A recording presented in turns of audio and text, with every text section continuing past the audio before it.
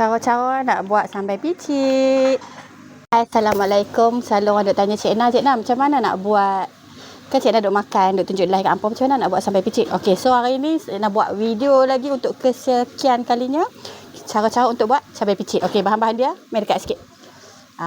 Kalau apa suka pedas boleh guna ni, cabai merah ni banyak sikit lah. So, ini adalah cabai. Okey, asam jawa. Saya tak suka masam sangat. So, banyak tu saja. Okey, lepas tu belacan. Belacan pun macam sebesar ibu jari lah. Macam tu. Bubur je dalam ni. Okey, cara-cara dia sangat mudah. Hampa masukkan air sedikit demi sedikit tau. Okey, bubur dulu banyak tu. Sambil-sambil tu hampa picit. Hampa picit je semua ni. Ni.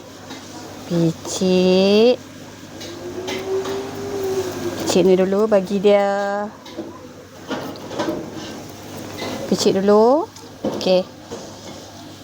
Yang ni memang air tak banyak lagi saya bubuh. Memang saya bubuh sikit ya. Lagi baru kita nak tambah lagi.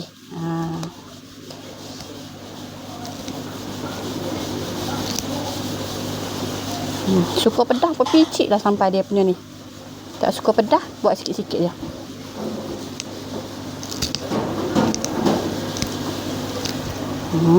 Nampak tak? Ni. Picit. Tu sebab tu nama dia sambal picit. Sebab kita kena picit pakai tangan tu. Okey. Okey, kita tambah air sikit lagi. Bismillah.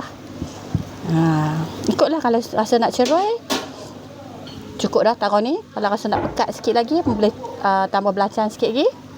Macam tu. Nampak tak? Okey. So, kalau hampa suka aroma dia punya wangi tu, bubuh ni sikit. Bubuh sikit. Limau kasturi nah. Okey, so setiap kali yang pemasak jangan lupa garam dan gula lah untuk penyedap rasa. Tu gula dan juga garam. Garam jangan banyak sangat sebab kita punya belacan tu dah masin.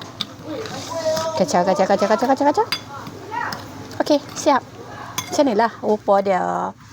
So, selamat mencuba. Kalau hampa kata tak tahu lagi cara macam mana, saya dah tunjuk satu persatu. Cubalah buat dekat rumah dah. Air asam picit. Assalamualaikum. Bye.